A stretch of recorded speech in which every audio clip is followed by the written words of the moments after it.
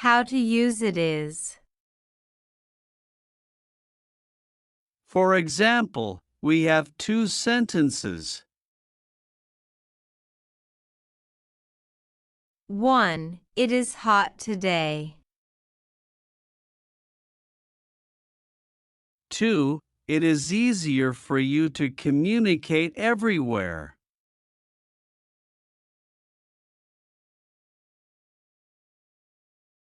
Readers can understand sentence 1 as the weather is hot today.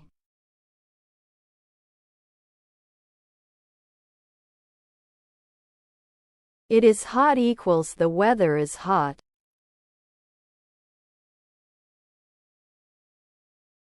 In sentence 2, it is easier. Does not say what is easier. You need to provide more clues to make sentence 2 clearer.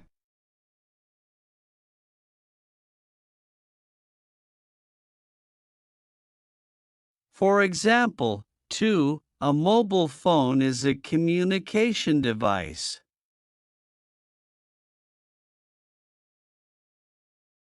With a mobile phone, it is easier for you to communicate everywhere.